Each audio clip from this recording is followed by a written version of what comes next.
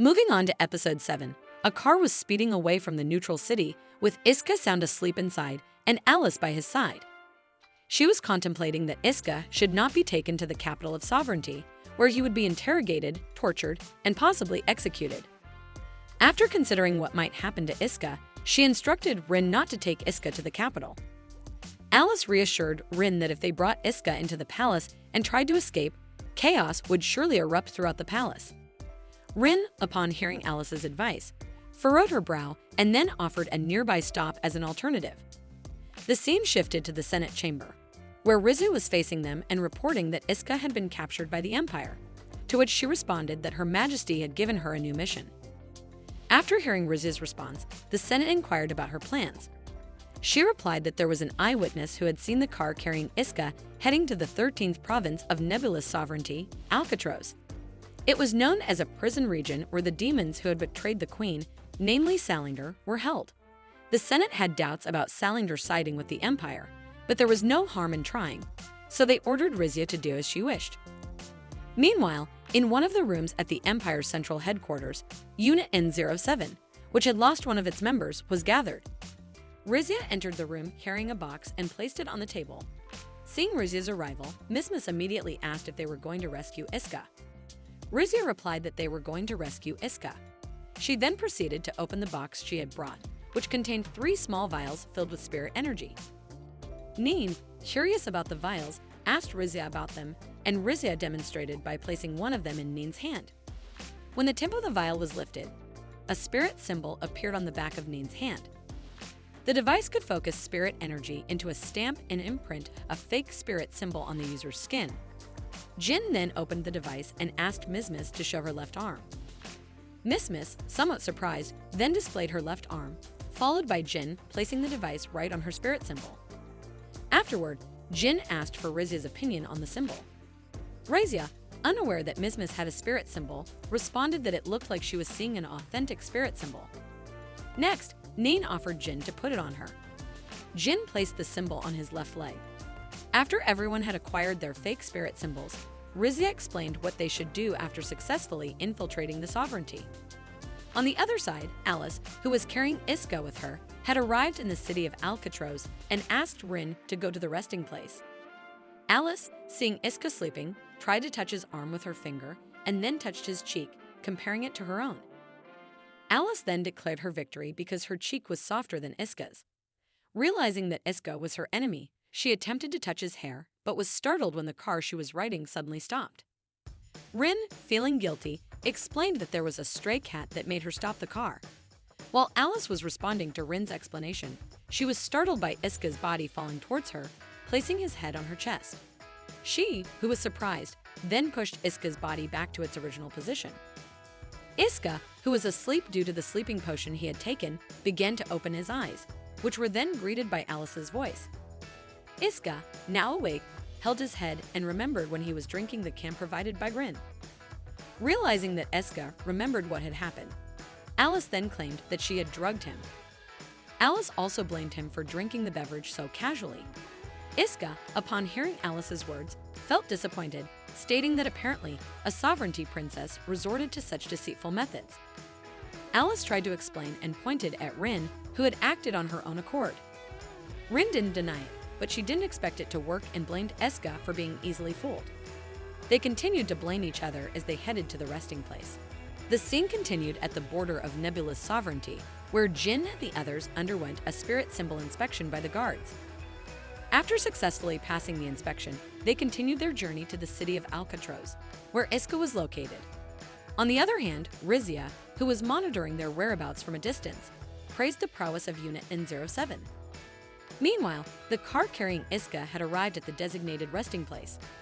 Rin then opened the door for Iska while warning him that it was Imperial territory and he should behave himself. Rin then ordered Iska to follow her since he was Alice's captive, and without a word, Iska complied. Iska, upon arriving in the room, was surprised to see that it resembled a hotel room and asked what it was. Alice, who was already tired, sat down on the nearby sofa. Rin then suggested that she had reserved another room next door to lock Iska in. Alice, assuming that Rin had only booked a small room, rejected the proposal, saying she didn't want rumors of a princess mistreating her prisoner. Rin insisted that Iska was dangerous even without his weapons. Alice and Iska cut off Rin, who remarked that all men were savage beasts. Rin, unable to convince Alice, then sighed and suggested that Alice should book the top classroom next door and she would watch over Iska. Alice agreed to Rin's suggestion and left them alone. Meanwhile, Unit and 07 successfully infiltrated the sovereignty and had already arrived in the city of Alcatraz. While Miss was lost in thought, Rizia then called her and congratulated her for successfully infiltrating the sovereignty. Rizia then explained about Alcatraz City, where all criminals from everywhere gathered. Rizia, continuing her explanation, suddenly stopped and ordered Jin to follow her instructions. Following Rizia's instructions, they reached a small alley, and someone was waiting for them there. It was Rizia. She welcomed Miss and the others. Miss and Nain expressed surprised expressions upon seeing Rizia already in the sovereignty. Rizia replied that she couldn't let Miss go alone, and since they were all gathered, Rizia asked them to continue to the place where Iska was being held, the Al-Lugan guard tower. The scene shifted to the room where Rin and Iska were. Rin explained that they were in a hotel where nebulous nobles often stayed, and, before his punishment was determined, they would keep him there, although that was Alice's idea. Unlike Alice's thoughts, Rin knew the threat level of Iska better than Alice. She then picked up a fruit knife from the table and wounded her own hand with it. Iska, somewhat confused, asked about the meaning of Rin's actions. Rin explained a scenario in which, upon seeing the knife on the table, Iska suddenly attacked her, so the wound would serve as evidence, giving her a reason to defend herself. While raising her knife, Rin said that Iska needed to be imprisoned, not just watched.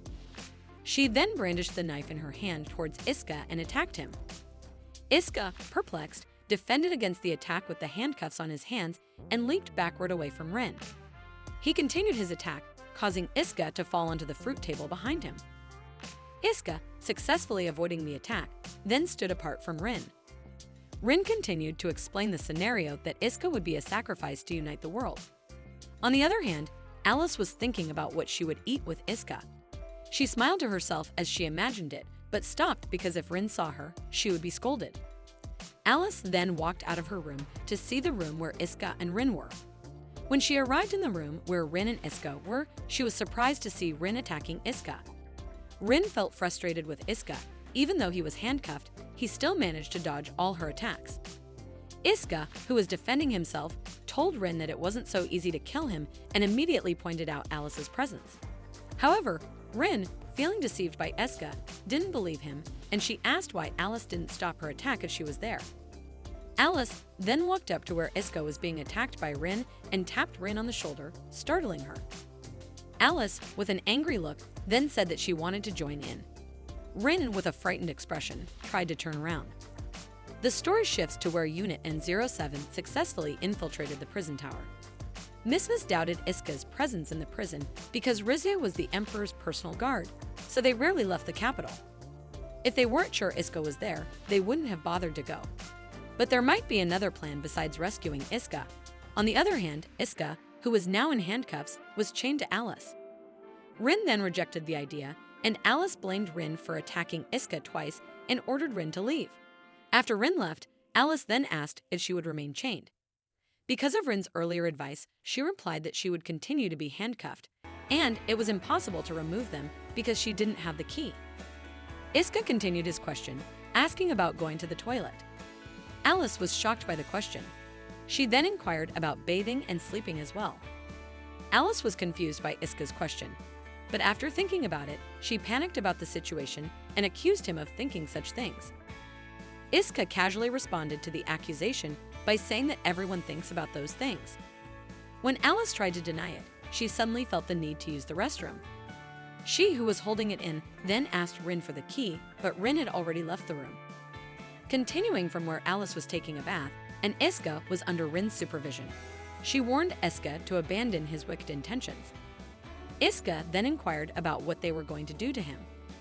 Rin replied that she wanted to lock him up in that place forever. On the other hand, Alice, who had finished bathing, walked out of the bathroom with only a towel covering her front and called out to Rin. When Rin turned around, she was surprised to see Alice. Alice realized that Iska was there, and she screamed. She said that she had forgotten that Iska was there and turned her back on him. When Iska saw Alice's back, he was amazed to see the spirit symbol so prominently. Alice, noticing that Iska had seen her spirit symbol, then asked what Iska thought about it. The curse of Iblis, a disease or monster that shows its fangs, that's what people from the Empire often referred to as the spirit symbol. However, the spirit symbol remained Alice's pride, so she didn't care about other people's opinions. Alice reiterated that she wanted to know Iska's opinion. Iska then told a story about knowing a captain from the Empire who was a mage. Although he had a spirit symbol, Iska still respected him. For the past 100 years, the reason they had been at war was not because of the spirit symbol, and Iska's reason for fighting was not because of it either. Hearing Iska's opinion about the spirit symbol surprised Alice, and she continued to ask about his opinion of her aside from being a mage. With conviction, Iska replied that he saw Alice as a rival on the battlefield.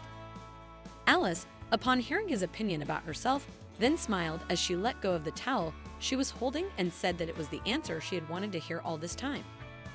Seeing Alice naked in front of him, Iska reminded her to at least put on some clothes first. Alice hastily grabbed her towel and then forced Iska to show his naked body as well. On the other hand, Rizu was meeting one of the defectors from the sovereignty who was imprisoned, Salander.